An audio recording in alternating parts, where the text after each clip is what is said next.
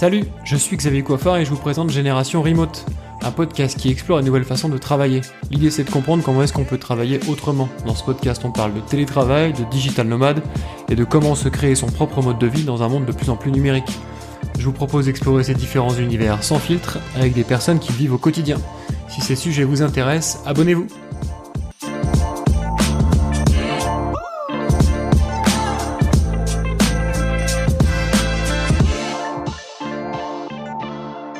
Bonjour à tous, aujourd'hui on reçoit Carl Chenet. Salut Carl, est-ce que tu peux te présenter rapidement ? Salut Xavier, donc pour me présenter, je suis dans l'informatique depuis assez longtemps maintenant. J'ai fait des études littéraires pour commencer, puis j'ai rapidement rattrapé la fac. J'ai fait un bac+5 en informatique. J'ai commencé à travailler un parcours assez classique en SS2I, ESN, pendant plusieurs années jusqu'à passer en 2012 à mon compte. Donc moi je suis pas développeur, je suis ingénieur système et aujourd'hui architecte d'infrastructure. Donc c'est les gens qui designent tous les systèmes informatiques pour les services en ligne par exemple, la haute disponibilité des services et mettre mettre des ordinateurs dans le cloud, ce genre de choses. Au niveau professionnel, donc, ça va faire 4 ans que je travaille en télétravail.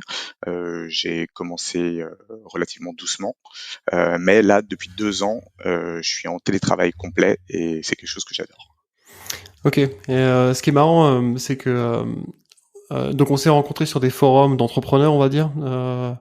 T'es vachement actif sur Indie Maker, sur Le Chantier, pour ceux qui connaissent, qui sont des communautés sur Discord, et qui sont des communautés plutôt entrepreneurs. Et donc en fait, toi, t'as un peu la double casquette, c'est-à-dire que t'es d'un côté freelance. D'ailleurs, je sais pas si t'es freelance, mais t'es d'un côté architecte, on va dire. Je suis tout à fait freelance. En freelance, voilà. Et puis de l'autre côté, t'es aussi créateur de très propres produits, quoi. C'est ça ? Exactement. Alors on va dire que autour de 2012, quand je suis devenu freelance, à ce moment-là, j'ai rapidement vu que être indépendant, c'est bien, t'es à ton compte, on va dire que les rémunérations sont supérieures au monde du salariat, mais que au final, on n'est qu'une espèce d'employé, de salarié amélioré. Donc à cette époque, je me suis dit bon, il faut que je fasse quelque chose pour un peu essayer de, comme on dit, échapper à la rat race, la course du rat qui tourne dans sa cage ou dans sa roue. Et il fallait que je sorte de ça. Et donc à cette époque, j'ai commencé par en parallèle de mon activité de freelance, être administrateur système avec des petites startups. Je prenais des petits contrats, je montais un serveur web pour quelqu'un qui voulait son site web, je montais un serveur applicatif pour ceux qui voulaient proposer des services en ligne. Je suis même intervenu sur des entreprises un peu plus grosses pour remédier à des problèmes importants. Voilà, j'ai eu cette activité d'administrateur système, on va dire payé au contrat, en parallèle de mon activité de freelance. Donc ça a commencé à faire des horaires assez importants. En général, ça débordait sur le samedi et le dimanche. J'ai travaillé avec d'autres freelances sur cette activité. Vraiment, j'essayais vraiment de développer la chose. Et en fait, mine de rien, ça a duré 4 ans, jusqu'en 2016, si je suis pas trop perdu. Au bout duquel, en fait, j'ai mis tous les chiffres sur la table et je me suis dit, c'est pas possible. Je gagne pas assez avec cette activité. C'était Ça pas me prend rentable. mes week-ends. Exactement. C'est au final, c'était pas rentable. Je me faisais peut-être 20 000 euros sur l'année. C'est bien, hein, 20 000 euros, t'es content, mais pour ton samedi et ton dimanche, et évidemment, ça sonne toujours quand t'es en vacances. J'ai eu un client qui a perdu ses données quand j'étais à Barcelone, en vacances avec ma femme, sachant que je pars pas beaucoup en vacances. Donc voilà, cette deuxième expérience entrepreneuriale m'a montré que c'était quand même assez difficile et qu'il fallait que je trouve, ou en tout cas que j'augmente mon activité, parce que j'avais déjà commencé d'autres choses en parallèle, sur des produits qui tournent de manière un peu plus indépendante. Donc on parle de side project, des projets à côté qui tournent un peu tout seul, voilà. Et donc c'est à partir de ce moment-là où j'ai commencé à développer ce type de projet. Donc un peu avant, comme je dis, parce que j'ai lancé mon principal projet, celui qui m'a rapporté le plus jusqu'ici, c'est mon site d'emploi pour la communauté du logiciel libre, linuxjobs.fr. Ok, du coup, tu répartis ton temps comment ? T'es full time en freelance, pardon. Et tu fais ça en plus, ou est-ce que tu fais par exemple, je sais qu'il y a beaucoup de freelances qui aiment bien faire 4 jours semaine par exemple, qui du coup se gardent un jour pour faire des produits à côté ou peut-être même prendre un petit client à côté. Toi t'es 5 jours semaine freelance, puis tu fais ça à côté, l'unique job et les autres sur ton temps libre. Alors, ouais, donc j'ai essayé plusieurs formules. J'ai essayé le 4/5e. Ça n'a pas bien marché avec moi parce que j'avais pris le mercredi et franchement, le break dans la semaine, c'est Ouais, terrible. J'adorais. Je faisais complètement autre chose. Donc, c'était pas pour moi. Par contre, le soir plutôt et le samedi, parce que ma femme est dans l'immobilier et elle travaille le samedi, donc d'accord. je suis tranquille le samedi, donc je travaille pas mal ce jour-là. Mais au final, ce qui marche le mieux, et c'est pour ça que je suis aujourd'hui très impliqué sur les side projects et j'essaie d'en développer des nouveaux, euh, c'est que lorsque tu es freelance, tu as forcément des breaks. Tu restes 1 an Ouais, pour un client, parfois 3 mois, parfois 6 mois, parfois 2 ans. Mais tu as toujours un break à un moment. Et le break, il est pas, tu redémarres pas le lundi suivant. En général, tu en profites pour prendre des vacances. Tu en profites, voilà, parce que ça peut être assez intense. Là, je viens de terminer une mission qui a vraiment été très intense. Donc là, je suis content de faire un break depuis fin octobre. Et j'en profite aussi pour retaper tous mes side projects. C'est le moment entre deux missions ok. où j'accorde du temps à mes side projects pour les faire évoluer, pour corriger les petits problèmes ou carrément développer des nouveaux services. Ok, ok. C'est intéressant de voir comment est-ce que tu organises ton temps. Ok. Et donc du coup, tu disais que ça fait 4 ans que tu fais du télétravail et que ça fait 2 ans que tu es plein temps en télétravail full. Est-ce que c'est un Tout à choix fait. perso ou est-ce que le Covid a joué un rôle dans cette transition ou est-ce que c'est quelque chose que tu avais longtemps réfléchi, toujours voulu faire ou... Alors les deux, mon capitaine. Ça veut dire que j'étais très intéressé par le télétravail. En fait, ça remonte très loin. Ça remonte aux années 96 où j'avais un copain. Et un jour, j'arrive chez lui, la première fois que je vais chez lui, et là, je vois un ordinateur, un gros Mac, au milieu du salon. Et là, je dis, qu'est-ce qu'il fait là, cet ordinateur? Et je vois son père qui est au bureau, et on était en pleine journée. Ouais. Ça devait être après les cours. Et je dis, tiens, ton père, il est déjà là, tout ça. Il me fait, oui, oui, il travaille à la maison. Je dis, ah, quoi? Il travaille à la maison? Et c'était les débuts d'Internet, mais il travaillait dans le bancaire, donc il devait avoir des liens avec la banque. Je sais pas exactement. Je crois qu'il était dans la finance peut-être. Voilà. Et c'est ma première expérience du télétravail et ça m'est resté. J'ai toujours été intéressé par ça.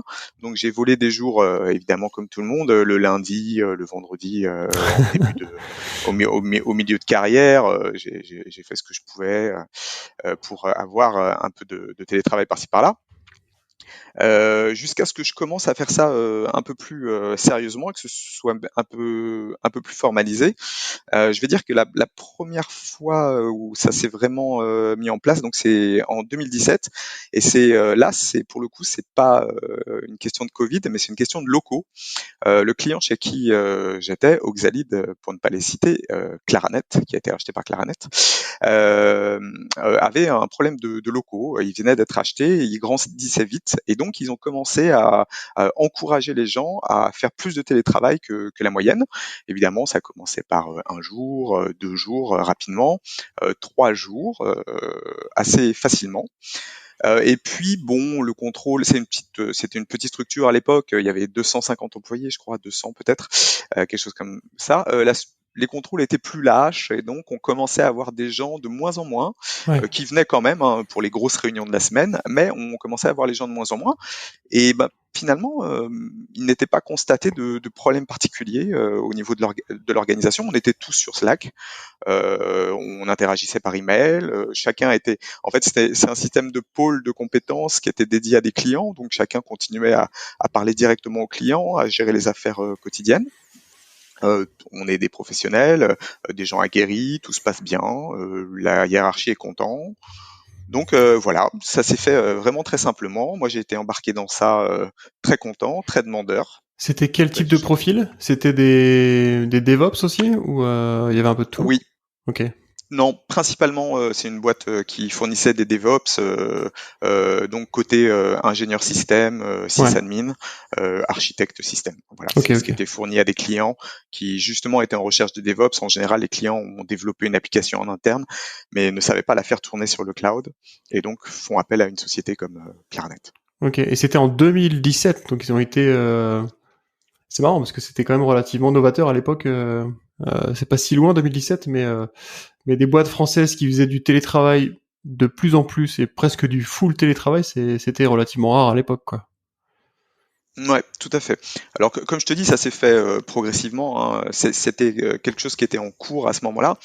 Mais ils avaient dû commencer avant à être beaucoup plus souples au niveau hiérarchique, hein, parce que je me souviens que je suis arrivé peu de temps après le chef de mon équipe, et le chef de mon équipe, qui était quelqu'un un peu de la vieille école, a commencé à vouloir serrer les vis, et la hiérarchie lui a tapé dessus, lui a dit non, non, ici c'est normal, Ah, tu vas cool. suivre le mouvement. Donc il y avait vraiment une volonté de la société, de cette boîte, d'avancer vers ce modèle qui allait très bien, hein, parce que en tant qu'ingénieur système, nous on se connecte au serveur à distance Ouais. via une connexion SSH. Là, on travaille avec le cloud, donc avec la console AWS, la console Azure, la console GCP. Azure n'était pas développé à l'époque. Voilà, c'était surtout AWS. Mais donc le métier s'y prête parfaitement, et Ouais, en ouais. particulier le mien, parce que moi je suis architecte technique d'infrastructure. Je dessine des schémas d'infrastructure représentant des ordinateurs qui parlent entre eux. C'est des choses assez complexes. Il faut que je me réserve des plages de réflexion, de recherche, savoir si c'est la meilleure solution. Donc mon travail depuis déjà, on va bien dire 6-7 ans, n'est pas vraiment adapté à la vie de bureau qu'on connaît, là où tu vas être dérangé toutes les 5 minutes, tu as un chef de projet qui arrive, qui dit « Ah, je peux te parler » et t'es Ouais. mort, tu mets 1 heure à replonger dans ton boulot. Donc voilà, c'est quelque chose qui allait très bien à mon métier, qui va très bien à mon métier, et même par contre pour des juniors, hein, un administrateur système, en dehors du côté de vie de l'entreprise, le métier est tout à fait adapté. Et du coup, depuis 2 ans, t'es en full remote, c'est ça? Alors du coup, 2 ans, ça a l'air vachement lié au Covid. Ça l'est ou pas? Ouais, tout à fait. Je crois que c'est pas loin de 3 ans en fait. Ah, ok. Ça doit. Ouais, je crois que j'ai fait une année un peu entre les deux, et puis pratiquement ouais, télétravail complet depuis 3 ans. Euh, alors, est-ce que c'est pas vraiment lié au Covid, on va dire. J'avais commencé avant et ça se passait bien. Mais c'est vrai que comme tout le monde, l'année 2020 a été un Ouais. brusque changement où tout le monde a été renvoyé à ses pénates. Et donc voilà, là que tu aimes ou pas, tout le monde s'est retrouvé en télétravail. Et du coup, Et pardon. tu trouves des missions facilement? C'est un frein pour toi pour trouver du boulot ou pas forcément? Alors c'est un frein. Il faut savoir que moi je suis pas fermé à travailler dans les bureaux. Donc là, en ce moment, ce que je recherche, c'est une formule de présentiel très light, 2 jours maximum, voire plutôt un jour, le jour des réunions physiques, le jour Ouais. un peu du team building. Je sais pas si on parle anglais sur ton podcast, hein, tu me dis. Donc, On peut.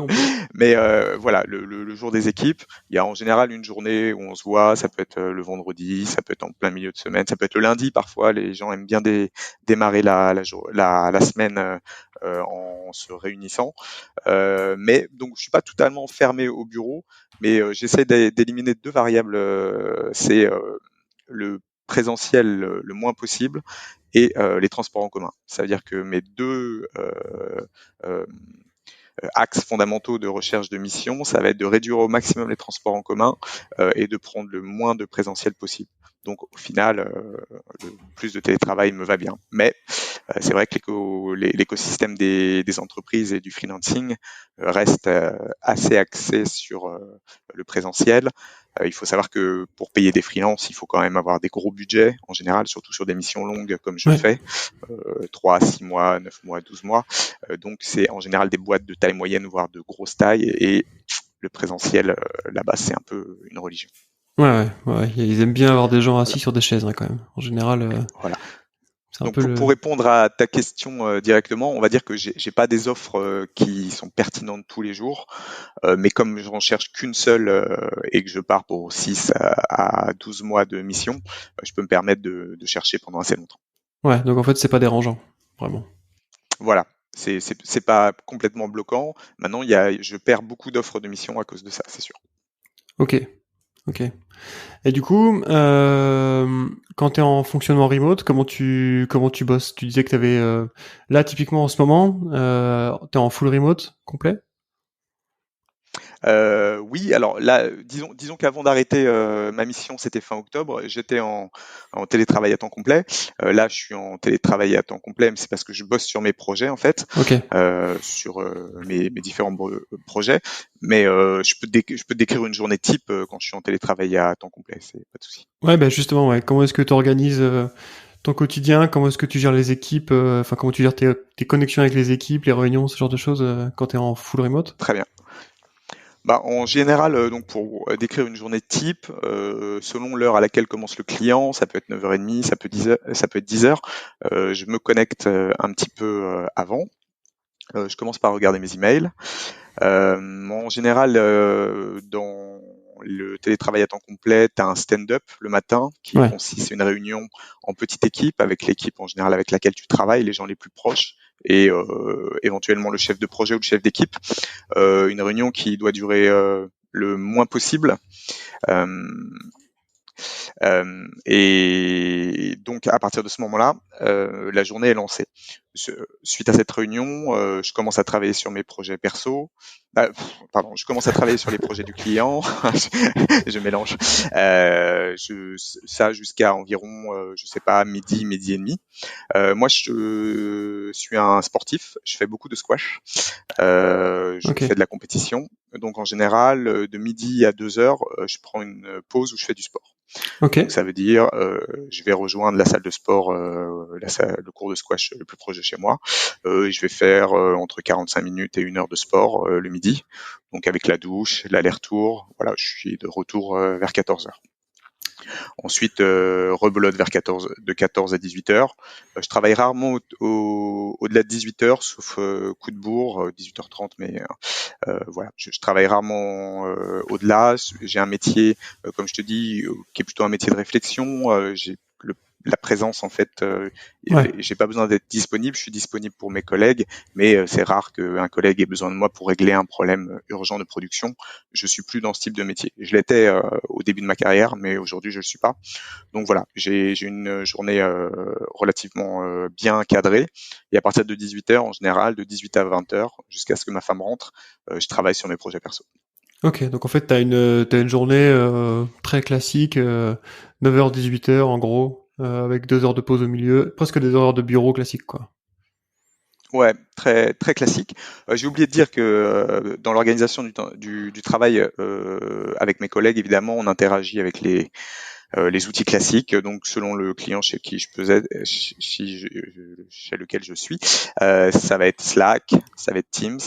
Moi, je travaille avec d'autres freelances et mon assistante personnelle via Rocket Chat, qui est un équivalent logiciel libre de Slack. Ok. Voilà, donc en fait, je suis toute la journée sur ce type de médium et avec les emails évidemment avec lesquels je travaille beaucoup. Même si au niveau de mes clients, les emails, j'essaye de très peu y répondre. J'y réponds le matin, comme je l'ai dit, et tout le reste de la journée, je regarde quasiment pas mes emails. Il faut que quelqu'un me ping ou m'envoie un message pour que je m'intéresse à un email. Et en 99% du temps, ça sert à rien, donc je réponds pas. Ouais. Donc voilà, Ok. j'essaie de tu parlais de journée très classique, mais c'est aussi une journée très optimisée dans le temps de réflexion. J'essaie vraiment d'être efficace le temps que je dévolue à mes clients et le temps que je dévolue à mes projets personnels. Et est-ce que tu fais pareil avec Slack? Est-ce que tu essaies de gérer les interactions sur Slack ou sur les messageries instantanées le matin, par exemple, peut-être avant d'aller manger, ou est-ce que c'est toujours allumé et que et t'as les notifications et donc c'est le moyen pour te pinguer, ou comment tu gères ça? Parce que ça peut être aussi hyper Alors, dérangeant d'avoir des notifications quand t'es en plein dans un tunnel de réflexion sur une architecture ou du code ou des tu, choses comme ça. Tu as exactement raison. C'est exactement comme les emails, le problème est le même. Donc, comme je te dis, ça varie d'un client à l'autre et de l'environnement, mais une chose est sûre, en général, je mute tous les canaux. Tous les Ok. canaux auxquels je suis inscrit, euh, je les mute. Après, les collègues, je vais être pingé par des collègues. Je sais quels sont les collègues sérieux et lesquels ne le sont pas. J'en parle parfois sur Twitter où je raconte pas mal d'anecdotes sur la vie de bureau et sur un peu les anecdotes de ce type. Mais tu as des collègues qui arrivent et qui te disent salut et qui attendent que tu répondes.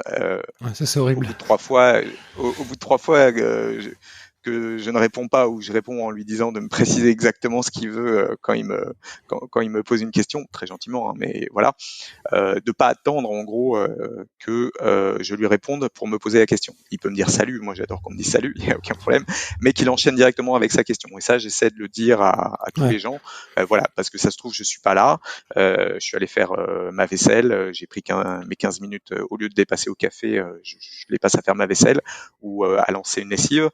Je vais pas lui répondre immédiatement. S'il me dit salut et que lui aussi il part faire quelque chose d'autre, au final il se passe rien. Donc voilà, qui me laisse son message. Dès que je peux, je regarde et j'avance sur le sujet. Mais voilà, je pense qu'il est très important sur Slack, Teams, d'être explicite, d'expliciter les connexions ou parfois la raison pour laquelle tu joins quelqu'un. Parfois, il y a des personnes, tu as l'impression qu'elles essaient de te faire deviner le problème que tu dois régler. Donc non, je dis explicitement, dis-moi si tu me reproches quelque chose, dis-moi si tu attends quelque chose de moi, sois très explicite comme ça. Ça augmente la synchronicité des échanges, ce qui, je pense, en télétravail est très important. C'est marrant parce que cet exemple-là du je pose une question pour savoir si j'ai le droit de poser une question, c'est vraiment un truc qu'on retrouvait. Alors moi, je commence à être un peu vieux, mais c'est vraiment un truc qu'on retrouve au tout début de quand moi j'avais Internet. Donc ça devait être un peu avant les années 2000 où t'allais sur les chats IRC ou les forums. Et en fait, il y avait vachement de les vieux qui étaient déjà là depuis longtemps. Ils t'expliquaient tout ça et c'était beaucoup d'éducation autour de ce genre de comportement. Et en fait, on le retrouve maintenant que tout le monde est sur du texte par défaut, en remote par défaut. On retrouve ce genre de d'éducation. Alors, il faut pas demander à demander. Tu demandes et puis tu fais ta question en entier. Et puis comme ça, on pourra te répondre. Mais si tu dis juste salut, est-ce que je peux te poser une question, c'est horrible comme interaction. Un autre gros problème que je constate très souvent, c'est le manque de pratique écrite. Ça veut dire que Ouais, les traces ou la documentation sont souvent manquantes dans les entreprises. ouais, Et c'est quelque chose qui pourtant est fondamental dans le télétravail. Donc dans le système de tickets, bien tracer ce que tu as fait pour que quelqu'un qui reprenne le sujet, que ce soit toi ou quelqu'un d'autre, ou même ton chef de projet qui veut savoir où on en est, il faut vraiment le tracer par écrit. La documentation, c'est pareil. Quand tu es tout seul et que les collègues ne sont pas disponibles, c'est bien d'avoir accès à la documentation. En plus, tu peux pas te lever et aller au bureau de quelqu'un d'autre pour le voir, lui demander quelque chose. Donc, il faut vraiment qu'elle soit accessible, cette documentation. On n'est pas dans le même paradigme qu'en présentiel. ouais. Donc, pour moi, c'est deux aspects fondamentaux du télétravail, mais qui viennent d'un manque de culture, tout simplement, de l'entreprise vis-à-vis du télétravail. Il y a des entreprises où c'est très bien géré. Je suis arrivé, la documentation était parfaite, les tickets, les gens savaient quoi faire, tout ça. Tu parlais des années de l'année 2020, ça a été terrible, terrible. J'ai fait 2 clients à cette époque, zéro doc. Ouais, Les gens ne répondaient pas, ne se répondaient pas. Parfois, j'ai posé des questions via Slack, la personne m'a répondu, on commence par dire bonjour. Là, tu dis, ouais, la, la personne, c'est la première fois qu'elle travaille en télétravail et en plus, elle se vexe. ouais, c'est ça. Voilà, ça a été une période assez particulière et on voit surtout que beaucoup d'entreprises ne sont pas armées, ne Ouais. sont pas encore armées pour le télétravail. Alors que être explicite, être traçable sont des éléments vraiment très très importants pour les télétravailleurs. Ouais, c'est quelque chose qu'on voit régulièrement dans ce podcast avec les différents entretiens. C'est que c'est un révélateur des choses qui ne fonctionnent pas. C'est-à-dire que quand tu es en remote et que t'as pas ton collègue à côté, si c'est pas bien ficelé, et bien tout de suite ça devient compliqué parce que en plus, alors si en plus de ça, on n'est pas comme toi sur des horaires classiques, mais qu'on est sur par exemple, plusieurs fuseaux horaires ou sur des travailleurs qui sont en asynchrone, tout de suite dès qu'il y a plus de doc, dès que la communication est mauvaise, ça devient horrible. Ça c'est la première chose, et la deuxième chose, c'est qu'en fait passer sur du télétravail, c'est pas juste dire aux gens ok, tu peux t'en aller travailler chez toi, c'est aussi beaucoup d'éducation, former les gens à communiquer correctement par écrit et uniquement par écrit. Enfin, oui, il y a beaucoup de, il y a quand même une marge qui est relativement haute pour les boîtes qui sont pas du tout habituées à avoir du télétravail, quoi. C'est très juste ce que tu dis parce que en fait, donc comme je t'ai dit, je travaille avec une assistante sur mes projets qui m'aide beaucoup. Et en fait, je me suis aperçu que, enfin, c'est pas que je me suis aperçu, mais j'ai travaillé avec d'autres assistantes avant, et donc il y a eu un roulement qui s'est organisé, et que, à chaque fois, le dénominateur commun dans ce roulement, c'était moi. Et donc j'ai commencé à écrire des procédures pour tout ce qui touche à mes différents projets, que ce soit linuxjobs.fr, que ce soit lesnewsletters.com, qui est l'un de mes projets les plus récents, que ce soit le courrier du hacker, qui est une newsletter de 4000 abonnés aujourd'hui, sur laquelle j'organise aussi, j'ai besoin de mon assistante qui m'aide sur des choses. Je me suis mis à écrire des procédures. Et en fait, le fait de procédurer les choses, qui est une forme de délégation, mais de délégation écrite de certaines tâches, ça m'a montré qu'en fait, la valeur d'une entreprise est très liée à la distance qu'elle arrive à prendre vis-à-vis de ses collaborateurs. Les collaborateurs sont les salariés, les employés sont extrêmement importants pour une entreprise, mais l'entreprise ne peut pas se baser que sur l'activité de l'employé. Sinon, la valeur de l'entreprise est uniquement dans ses employés. Donc, il faut s'armer pour qu'une entreprise soit capable de changer d'employé, soit capable de changer de freelance. Et c'est là aussi ce qui fait la valeur intrinsèque d'une entreprise. Et ça, c'est par les procédures et par l'automatisation aussi qu'on connaît bien. Ouais, tu parlais justement de Linux Job. Donc c'est un site d'annonce spécialisé open source, c'est ça? Technologie open Tout à source. fait. Du coup, c'est intéressant parce que tu disais que c'est ton premier projet, donc ça existe depuis relativement longtemps. Tout à fait. Alors depuis quand déjà? Depuis quand est-ce que c'est lancé? 2015. 2015, ouais. Donc ça a été fait lancé en 2015. 7 ans. Alors, c'est pas tout à fait mon premier projet. J'ai eu avant des petits projets qui n'ont pas du tout marché, comme beaucoup d'entrepreneurs. Ouais. Mais qui m'ont mis le goût à l'entrepreneuriat, on va dire. Et donc, on va dire que Linux Jobs, c'est le premier projet où j'avais identifié un besoin clair. Un besoin pour lequel les entreprises étaient prêtes à payer, et j'ai foncé. J'ai vraiment foncé. C'est pas moi qui ai écrit le moteur du site. J'ai délégué ça à une développeuse, d'ailleurs qui était en Indonésie, donc déjà télétravail. Une partie de télétravail entre elle et moi. On a longtemps travaillé en télétravail, elle et moi. C'est quelque chose que je savais que c'était un business à côté pour moi qui pendant 2 ans n'a rien rapporté, donc il fallait que ça me prenne le moins de temps possible, et donc j'ai beaucoup automatisé les choses. Ensuite, plus récemment, comme je te disais, dans une idée de déléguer des tâches à d'autres personnes, avec mon assistante, j'ai commencé à lui faire gérer les réseaux sociaux, et donc avec des procédures pour que, même idée, ça me prenne à moi le moins de temps possible et que je puisse me concentrer sur ce qui compte, c'est-à-dire aller chercher l'argent. On va dire que c'est mon principal rôle aujourd'hui dans Linux Jobs, c'est d'aller chercher l'argent auprès des entreprises et de trouver des moyens d'avoir ça. Et donc pour organiser tout ce petit monde, on travaille ensemble en télétravail avec un outil qui s'appelle Rocket Chat, qui est comme Slack, et de manière très asynchrone, parce que mon assistante n'est disponible pour moi que quelques heures par jour. La développeuse, elle, était carrément en Indonésie, donc c'était voilà. Je travaille avec une intégratrice web depuis quelques temps également. Elle est disponible que quelques heures par semaine pour mes activités. Donc voilà, on est extrêmement asynchrone et très on procédure, on note et on s'envoie des messages, on essaie de se suivre. Voilà, tout est écrit. L'écrit est vraiment très important. Ok, du coup, vous avez une doc. T'as quelque part toute la doc de toutes les procédures à faire pour que ce soit ton assistante, toutes les tâches, j'imagine, pour ta développeuse ou pour ton intégratrice. Tout ça est mis Tout dans à fait dans Google Docs. dans Google Docs. Ok. Ok. Et Voilà, du un coup, vous faites répertoire de procédures. il y a des instants synchrones ou vraiment tout est asynchrone? Est-ce que de temps en temps vous faites une petite réunion vidéo, ce genre de truc ou? Eh ben écoute, c'était l'anniversaire des 2 ans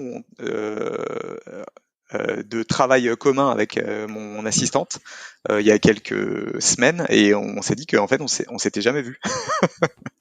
Voilà, donc 2 ans de télétravail. Bon, c'est pas intense hein, vu qu'on travaille que quelques heures par semaine, on va dire ensemble Ouais.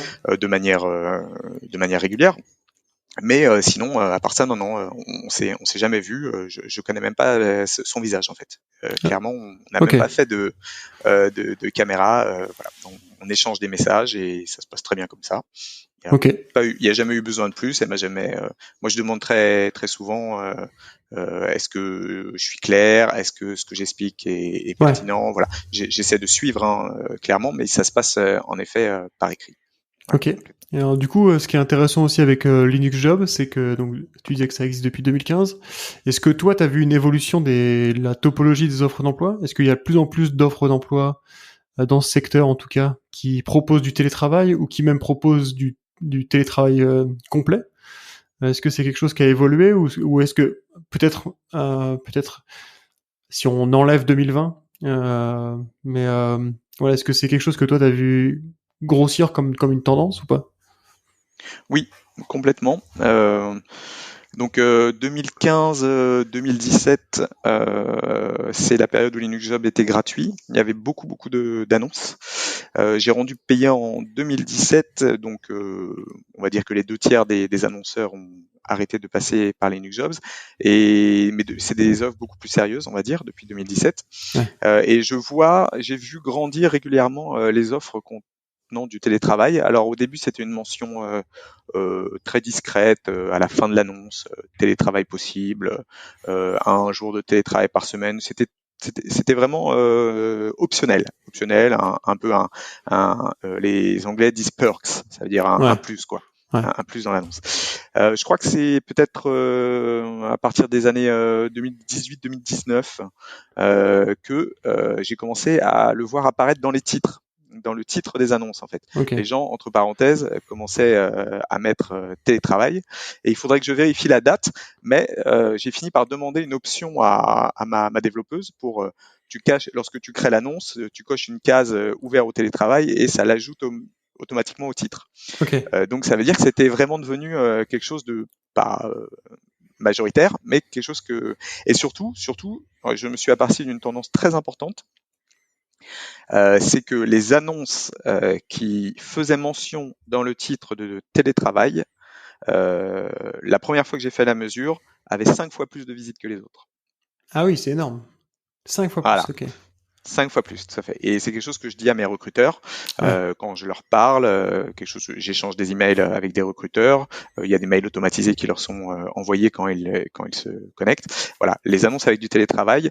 Donc euh, une annonce où le titre contient télétravail et le reste n'est pas bullshit évidemment, tu vas avoir 5 fois plus de visites. C'est vraiment quelque chose qui depuis quelques années est plébiscité. Toi, tu fais pas la différence entre télétravail un jour semaine, sur Linux Job, je parle, et 5 jours semaine. T'as pas d'option full ou partielle, quoi. Non, et tu sais que c'est une très bonne idée, hein, parce que ayant connu en effet les années 2020 et 2021 là, je vais dire avant, c'était quand même les offres en télétravail à temps complet restaient quand même rares. Vraiment, elles existent, il faut aller les chercher, Ouais. mais elles étaient quand même très rares. Par contre, je vais te dire, ouais, depuis 2020-2021, là, tu es en train de me donner une bonne idée de quelque chose à rajouter au moteur, parce que ça commence à vraiment se justifier. Et en effet, les gens, j'ai vu les retours sur les réseaux sociaux, les gens commencent à faire la différence. ce qui n'était pas le cas avant. Les gens voyaient une offre avec télétravail dans le titre, ils étaient très contents. Mais maintenant, je vois des gens qui disent oui, mais télétravail un jour, c'est pas la même chose que 5 jours. Donc, tu as tout à fait raison. C'est quelque chose qu'il va falloir que je fasse évoluer. Voilà, le podcast utile. C'est ça. C'est ça. Ok, c'est très intéressant. À la fois ton expérience d'entrepreneur freelance. Je trouve que c'est hyper inspirant. On arrive à la fin du podcast. Est-ce que je pose toujours les deux mêmes questions à la fin. Est-ce que tu aurais des conseils pour un junior qui voudrait se lancer sur du remote et même sur du full remote? Oui, alors le premier conseil, ça va être en tant que junior d'être traçable et explicite. Ça veut dire que il faut assurer à ta hiérarchie le fait que tu fais ton travail. Donc ton travail, ça va pas être pour moi, c'est pas les heures. Pour certains Ouais, chefs, ou c'est peut-être les heures, mais pour moi, c'est pas ça. Faire son travail, c'est faire ce pourquoi tu as été engagé. Si tu rends un programme, si tu es développeur, si tu t'assures qu'un parc de machines marche bien, si tu es administrateur système, d'autres choses dans d'autres métiers. Mais voilà, il faut que le métier, que tu fasses ressentir que tu fais bien ton métier. Et si tu ne peux pas le faire pour des raisons diverses, que tu l'explicites. Donc il faut vraiment que la communication soit quelque chose euh, qui ne soit pas un plus. Il faut vraiment que ça fasse partie de l'expérience de télétravailleur. Tu peux pas, par exemple, tu peux pas finir ta journée sans avoir tracé ce que tu as dit. Ça dépend de ton métier évidemment, mais si tu travailles en équipe, et il faut que ton équipe sache ce que tu as fait ce jour-là, ouais, pas en détail, mais en tout cas, quelle action tu as menée pour l'entreprise. C'est peut-être pas à la journée, c'est peut-être tous les 2 jours, mais en tout cas, tu ne peux pas te passer de ça. Tu ne peux pas attendre d'être à la machine à café le jour où tu vas à l'entreprise pour dire ah, j'ai fait ça, j'ai fait ça, j'ai fait ça. Tu dois être traçable et ensuite explicite, ça veut dire que ce que tu as fait doit être documenté et suivi. Pourquoi? Parce que déjà, ça montre que en tant que télétravailleur, tu sais t'organiser, tu es un bon télétravailleur dans le sens où tu fais correctement ton métier en tant que télétravailleur. Et en plus, ne serait-ce que pour ta carrière, ça va montrer aux gens qui travaillent avec toi que tu es un élément qui sait travailler en équipe, qui sait rendre compte de ce qu'il fait au quotidien. Donc ce côté communication qui ne doit pas être bullshit, hein, tu vas pas envoyer des mails de 100 lignes que personne ne lira toute la journée, mais bien montrer que ton travail est fait, comment tu le fais, si tu es bloqué, que tu es bloqué. Voilà, ouais. être traçable parce que pour la hiérarchie, c'est le plus important. Donc ça, c'est mon gros conseil aux juniors qui veut se lancer dans le télétravail.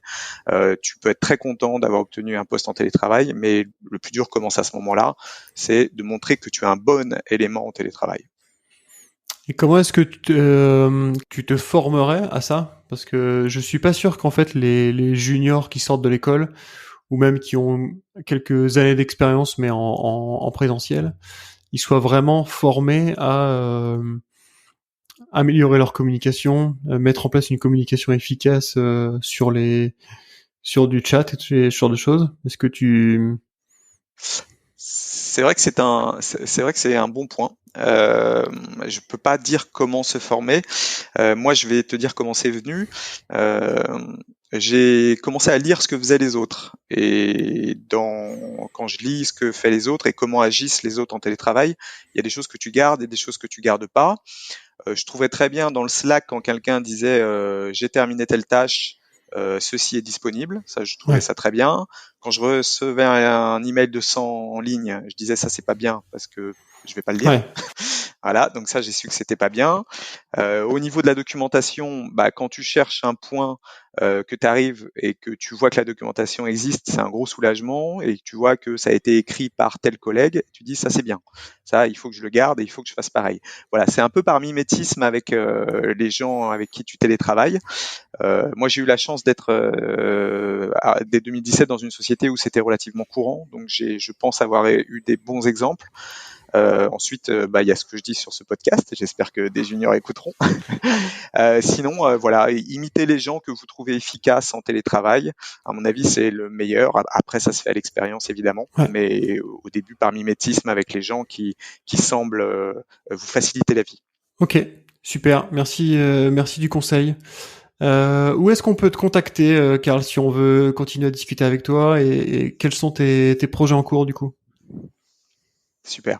Eh ben, vous pouvez me suivre sur Twitter, Karl Chenet, Karl_Chenet. Je pense que tu mettras le Ouais, lien. je vais mettre tous les liens en description.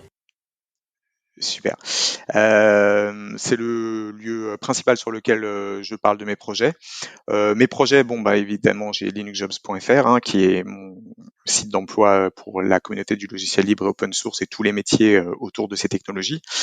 J'ai lancé depuis 2017 je crois le Courrier du hacker qui est une newsletter pour la même communauté du logiciel libre qui a aujourd'hui plus de 4000 abonnés. Donc c'est quelque chose sur lequel je travaille très souvent. Et là, depuis l'année dernière, je commence à m'intéresser à un nouveau sujet, c'est les newsletters.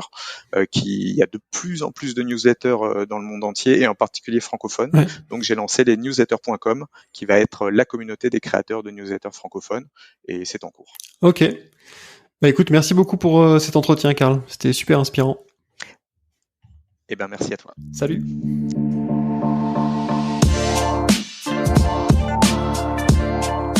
Merci d'avoir écouté Génération Remote. Si ce podcast vous a plu, n'oubliez pas de le partager autour de vous et de lui donner 5 étoiles sur iTunes, c'est la meilleure façon de m'aider. Si vous cherchez un emploi full remote, allez faire un tour sur remotefr.com. C'est un job board qui regroupe que des emplois tech 100% remote. On se retrouve dans 15 jours pour un nouvel épisode. D'ici là, portez-vous bien.